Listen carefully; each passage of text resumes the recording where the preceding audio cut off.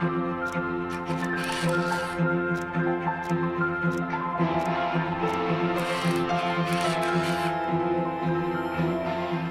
percorrido informativo pola nosa provincia levanos hoxe tamén dos alumnos da Escola de Imaxe Son de Lugo a falarlles dunha parte fundamental do noso patrimonio natural, as reservas da biosfera, terras do Miño e os Ancares. Dende ali comezamos o programa desta semana no que tamén falaremosles destes outros asuntos que lles adiantamos en titulares. Sexan benvidos.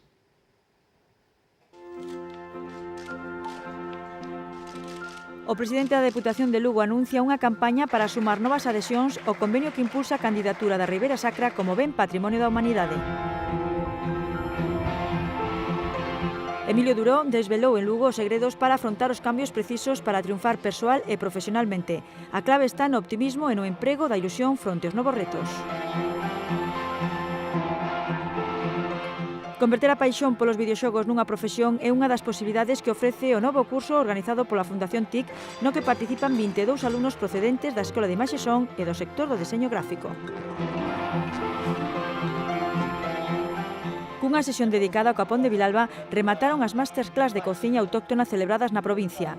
Unha suxestión gastronómica que lles facemos xuntos agasallos feitos a man que poderán adquirir no mercado de Nadal en San Marcos. Unha frecha amarela formada por centos de persoas percorreu varios tramos do Camiño Norte para reivindicar o actual trazado desta ruta xacobea. Fixemos parte do percorrido cos participantes nesta iniciativa artística. Os órganos de xestión das reservas da biosfera, terras do Miño e os Ancares deron luz verde ao plan de acción que marcará nos próximos 10 anos as liñas estratéxicas destes espazos protexidos xestionados pola Deputación. Conservar o patrimonio, mellorar os servizos e crear emprego son os principais obxectivos dun documento que entrará en vigor o vindeiro día 1 de xaneiro e que foi aprobado esta semana. Esta paisaxe ou as pallozas son símbolos emblemáticos da Reserva da Biosfera dos Ancares lugueses, que comprende os municipios de Becerreá, Nave de Suarna e Cervantes. Neste marco natural incomparable, no edificio multiusos de Cervantes, celebrouse a reunión dos órganos de xestión da Reserva da Biosfera, onde se aprobou o plan de acción que marcará as liñas estratégicas a desenvolver nese territorio nos próximos 10 anos. Un plan de acción dotado con 2 millóns de euros e un plan de acción que vai destinado creo, con uns objetivos moi loables que son preservar, manter, fomentar a riqueza natural destes bienes naturales que temos. Presidida pola vicepresidenta segunda da Diputación, os 3 alcaldes dos Ancares, representantes da Xunta, Goberno Central e 7 organizacións sociais deron luz verde ao proxecto acordado entre as partes implicadas. A preservación patrimonial e a posta en valor dos recursos medioambientais do espacio protegido é un dos eixos que reflicte o documento. Unha das máis interesantes, baixo o meu punto de vista, é a recuperación do patrimonio que temos na reserva da biosfera, soutos de castiñeiros, cortiños, moiños, ouriceiras, todo o que veu creando a humanidade que existiu. Outros, potenciar produtos da zona, axudar a produtores a acadar marcas de calidade ou apoiar a consolidación e a proxección exterior das súas actividades. Accións sostibles que crean riqueza e emprego para fixar poboación nestes territorios. O que vive do medio, aquelo, ese é o medio de traballo. E nós non vamos conseguir unhas reservas da biosfera ni unha zona protexida se os que viven na zona non sinten que aquelo é importante para eles e non o ven como non é só ver, sínteno, pálpano, como unha oportunidade e non como unha inhibición. En todo Galicia, pero nestas zonas moito máis, está habendo un descenso de poboación. O plan entrará en vigor o 1 de xaneiro. Este xoves tamén foi aprobado o da Reserva Terras do Miño. Promover as fortalezas e oportunidades turísticas, económicas, medioambientais e culturais doutro contorno singular, neste caso a Ribeira Sacra, é o obxectivo da candidatura a ben Patrimonio da Humanidade que promoven as Deputacións de Lugo e Ourense. A pasada fin de semana asinábase o convenio de colaboración para impulsar esta declaración que está aberto a novas adhesións, especialmente as dos 21 concellos da zona. Neste senso, o presidente da institución luguesa anunciou que nas vindeiras semanas emprenderá unha campaña para sumar o maior número posible de apoios. Xoias do románico como o mosteiro de San Pedro de Rocas, cunha igrexa rupestre do século VI, converten a Ribeira Sacra en merecedora da declaración de Patrimonio da Humanidade. Este templo foi, precisamente, o lugar elixido polos presidentes das dúas deputacións e do Consorcio de Turismo para a firma do convenio o que xa se sumaron o Valedor do Pobo e a Xunta. Pero o titular do organismo lucense defendeu que o acordo este aberto á suma de máis institucións e entidades, especialmente os concellos da zona. A participación dos 21 concellos de Ribeira Sacra é fundamental, quizá sexan eles os mellores coñecedores de toda a riqueza etnográfica, patrimonial, medioambiental de cada un dos seus concellos. Neste senso, Gómez Besteiro anunciou que a Deputación de Lugo emprenderá unha intensa axenda na procura de novas adhesións. Este convenio está aberto tamén a todas as entidades. Eu, na parte da provincia de Lugo, vou insistir moito que os concellos se adiran a este convenio e iniciamos ahora un camiño que esperemos polo ben de todos, polo ben de Lugo e de Ourense, polo ben da Ribeira Sacra, pero sobre todo tamén polo ben de Galicia, de España, que obteñamos esa declaración de Patrimonio de Humanidade, que é o que todos esperamos e o que todos anhelamos, non? E que presentar ante a UNESCO unha Ribeira Sacra avalada por unha candidatura con maior número posible de apoios é o mellor camiño para acadar a declaración, tal e como sucedeu ca Muralla de Lugo hai 13 anos. Baixo o lema de conseguímolo entre todos, realmente é o que ten que dar forza neste convenio. O digo porque estamos buscando unha declaración de Patrimonio de Humanidade, e insisto unha vez máis, o que é de todos non é de ninguén.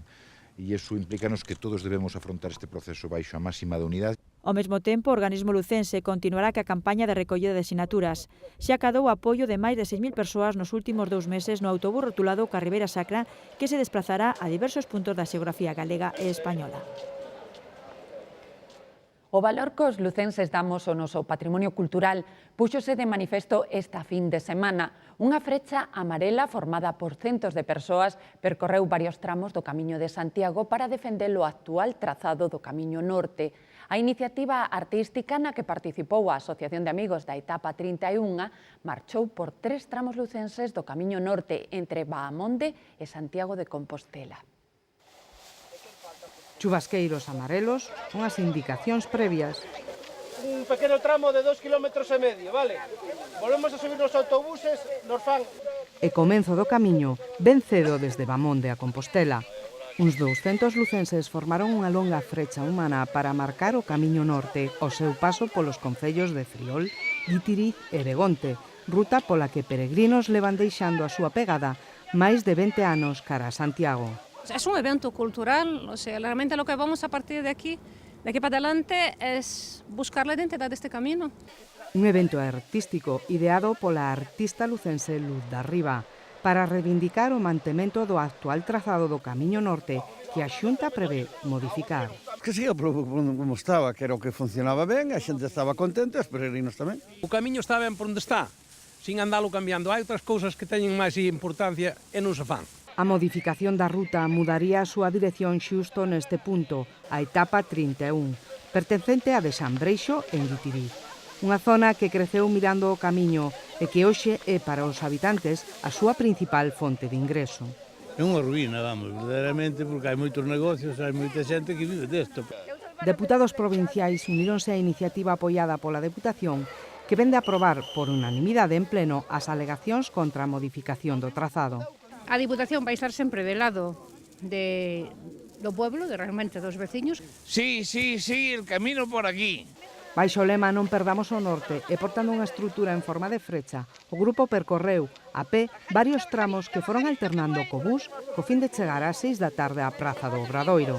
Y en Santiago lo que vamos a hacer en la Plaza do Obradoiro es hacer una flecha muy bien hechita apuntando hacia la catedral. E para unha longa peregrinación xa se sabe, as provisións fanse imprescindibles. Aínda que a marcha ao longo do camiño fíxose moito máis levadeira con tradicións como a deste gaiteiro, tocando o paso do peregrino o igual que sempre o fixose o avó.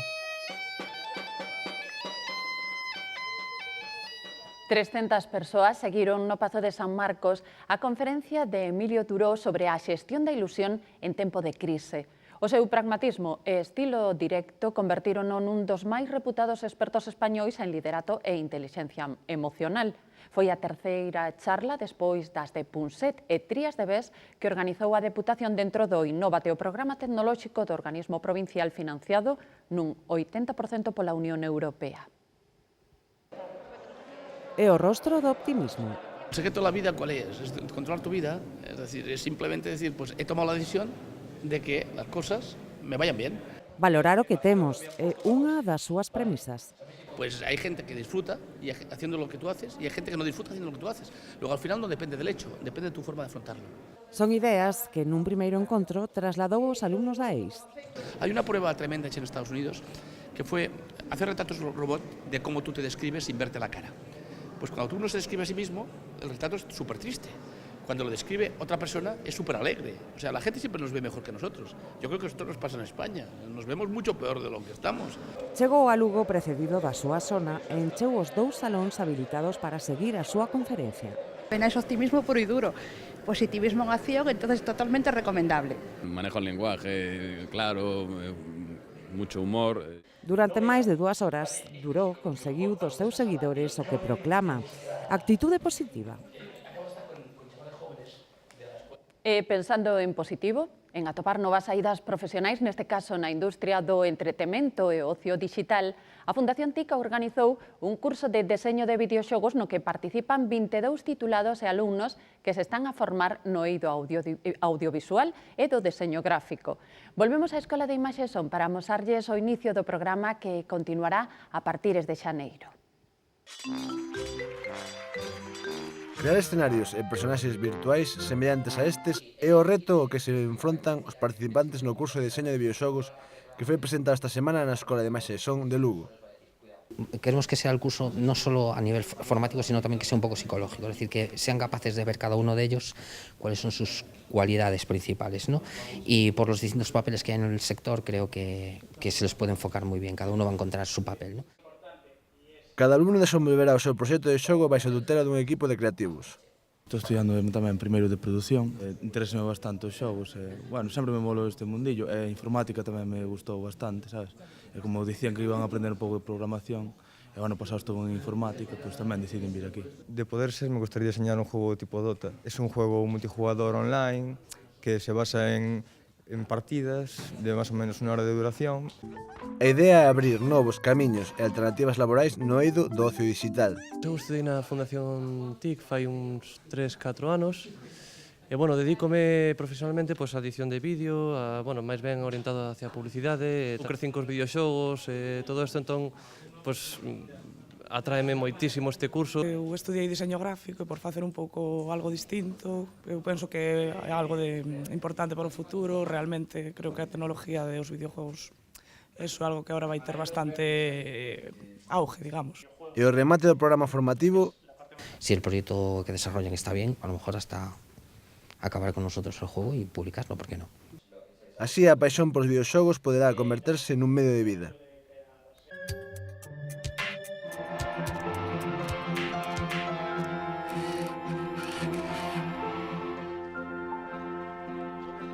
Castroverde, Corgo e Guntín contan desde esta semana con novas dotacións levadas a cabo grazas ao Plan de Axudas ao Medio Rural, dotado con 300.000 euros, cos que a institución provincial impulsa o sector primario mellorando servizos e infraestructuras no rural. Os traballos consistiron no arranxo do local social da agrupación veciñal da Mota, o acondicionamento dun camiño en Zarros, dunha fonte pública en Adai e doutro camiño en Sanfiz. Estas obras ascenderon a un total de 18.600 euros. A Capela Santa María converteuse no escenario da presentación do documental A Luz do Mundo, un audiovisual feito polos alumnos do IES Poeta Díaz Castro de Guitiriz e que levou que finalmente se dedicara o Día das Letras Galegas o 2014 a este escritor. A realización deste documental é unha das moitas actividades que o IES Díaz Castro porá en marcha ao longo do vindeiro ano, a partir do mes de febreiro, mes no que se celebra o centenario do nacemento do poeta. Despois queremos sacar adiante un roteiro guiado polos propios alumnos dos entornos naturais donde el narra na súa poesía e que foron moi importantes na súa vida, asociados aos seus poemas. E entonces vai haber como unha actividade compartida entre centros que nos veñan a visitar, donde os nosos alumnos lles expliquen a poesía de Díaz Castro e os leven aos lugares donde el recorreu Díaz Castro. O presidente da Deputación, José Ramón Gómez Besteiro, recibiu o premio Crer no Movemento Veciñal que outorga por primeiro ano a Confederación Galega de Asociacións Veciñais COGAVE. Gómez Besteiro foi galardoado a proposta da Federación Veciñal de Lugo que distingue así o apoio continuado do presidente ás iniciativas deste colectivo en prol da participación cidadá. Todas as federacións veciñais galegas propuxeron os seus premiados, entre os que se atopan persoeiros da cultura, política e o mundo empresarial de toda Galicia. A Deputación organiza un curso de fotografía coa riqueza micolóxica das reservas da biosfera como tema central.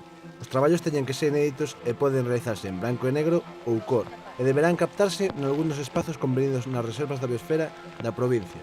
As tres mellores recibirán premios en metálico de 800, 500 e 300 euros, respectivamente. O xurado estará composto por expertos de recoñecido prestixio que farán público o resultado ao longo do primeiro trimestre de 2014. Os interesados en participar deberán presentar as súas fotografías orixinais antes do 31 de decembro, no rexistro da institución provincial. Coñecer as boas calidades gastronómicas dos produtos de Lugo foi o obxectivo cumprido polas masterclass de cociña autóctona levadas a cabo a través do Programa Europeo Lugo 2 en 9 localidades da nosa provincia. En todas elas elaboráronse menús con produtos orixinarios da zona, dende o porco celta ou a merluza de Burela ata o capón de Vilalba. Na Terracha pechouse o ciclo coa preparación dun menú típico destas datas. É un prato moi prezado nas festas do Nadal. A carne é unha carne blanca, é unha carne jugosa, o que pasa é que ten partes máis secas que outras. O que se trata é de que as partes que son secas intentar que señan o máis jugosas posible. O segredo da preparación do capón de Vilalba está nunha cocción despacio, nunha preparación lenta e nun cuidado do produto. Eso é moi importante. E que o produto seña de calidad, como é o capón de Vilalba. É un proceso delicado e lento que require poñelo un día enteiro en adobo. Precisa que esteña en adobo, que esteña en viño blanco ou viño tinto, en cava. Despois de desosalo hai que preparar o recheo. O seguinte paso é pechar o galo. Non podemos tirar moito do que é o fío. De aí o forno. A elaboración hai que ser moi precisa e moi continua. Elaborar un capón xa solamente de que é forno leva 2 horas e 2 horas e media de preparación. Leva preparalo en total sobre 3 horas e cuarto máis ou menos. Os capóns cociñados polo chef chairego levan o selo Lugo Sabe. Nós criamos o capón dende que nace, compramos o polo recén nacido, o mes e medio castrámolo quirúrxicamente, ata aí daselle pienso, e a partir de aí xa está no campo ao aire libre, a base de maíz principalmente, o que pastan. Montero impartiu a última das masterclass de cociña autóctona celebradas na provincia o abeiro do Programa Europeo Lugo 2 nas que participaron 150 cociñeiros. Eu asistín a todas cantas houbo, menos a de Ferreira de Boledouro. Levo na cociña 38 anos, pero de todas as que fun, sempre aprendín un montón. Temos moita variedade, moito produto que non se conoce e que necesitamos dalo a conocer de alguma maneira. Estas iniciativas para min son formidables. Eu apoiaría a Diputación que seguirá facendo todos os anos. A sesión de cociña rematou cunha última recomendación. Que escollan un bon capón. En Vilalba temos un bon capón.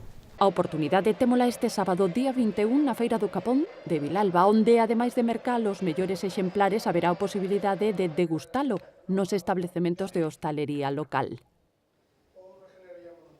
E outro mercado, este o de Nadal, Mercaoteu, abre por segundo ano consecutivo as súas portas na Praza de San Marcos. Ata o vindeiro 5 de xaneiro, agás os días de Nadal e Aninovo, preto dunha vintena de pequenos empresarios e autónomos dos sectores da agroalimentación e artesanía poñen a venda os seus produtos e haberá novidades. Nestas 14 casetas de madeira, empresarios e autónomos da provincia porán a venda durante o Nadal produtos de calidade feitos en Lugo. Haberá produtos alimenticios, pero tamén produtos dos propios artesanos que serían complementos ou adornos para o fogar. Como ano pasado, tamén haberá un stand no que haxa artesanía en directo. Va a haber 4 artesanos diferentes, un oleiro, un canteiro, unha cesteira e un tallista de madeira. Cada un deles van a estar 4 días. As novidades tamén terán o seu espazo nesta nova edición de Mercao Teu. Os nenos terán actividades especialmente dirixidas a eles. Para os maiores, un concurso nas redes sociais e ter opción a gañar unha tablet subindo as súas fotos á rede. Dende a preparación de produtos para nenos a través do restaurante Campos, actividades no Centro de Artesanía, contacontos aquí nos Centro de Interpretación vinculados ás reservas da biosfera, actividades tecnolóxicas que se van a desenvolver. A Ribeira Sacra tamén terá un papel protagonista neste mercado de Nadal. Na caseta de información, todos os que o desexen poderán asinar no libro oficial da UNESCO en apoio á candidatura da Ribeira Sacra a Patrimonio da Humanidade. E seguimos a falar de artesanía e antigüidades. Para elo trasladámonos á parroquia de Pígara, en Guitiriz, onde o restaurador e coleccionista José Grandío abriunos as portas da súa casa para amosarnos os froitos da súa paixón. Vémolo de seguido. Un carro en miniatura con deseño propio é unha das xoias que Xosé garda con agarimo.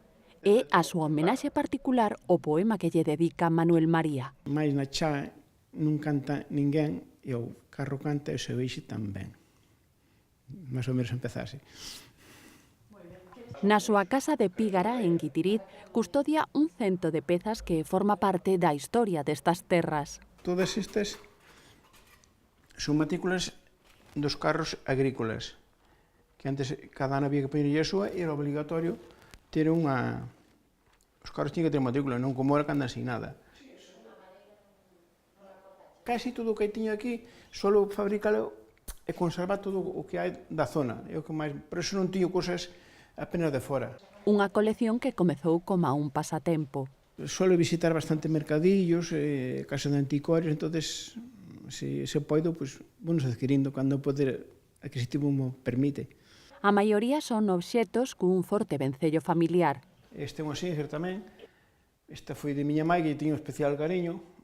Recuperina e deixo tal como estaba. Coso perfectamente. E de finales do siglo XIX, pode ser. No exterior da casa, amósanos un pombal e a réplica dun hórreo feito con ramas de xesta. As pedras e a base son auténticas, vieron de Guitiriz, teñen moitos anos. O resto fixeno a mao, traballando tal como eran. A restauración de mobles e automóviles é outra das súas paixóns. A Capela de Santa María acolleu esta semana un acontecemento de grande relevancia, a presentación a nivel mundial das novas composicións creadas para lira organichata, un instrumento híbrido que combina simultaneamente un órgano e unha zanfona. Creouse no barroco e era o preferido do rei de Nápoles, Fernando IV. Estas novas partituras realizounas, entre outros, o prestixioso músico afincado en Lugo, Germán Díaz. Con este particular son despedímonos, desexándolles en nome dos alumnos da Escola de Imaxe Son de Lugo de todo o equipo de profesionais da Fundación TIC, bo Nadal.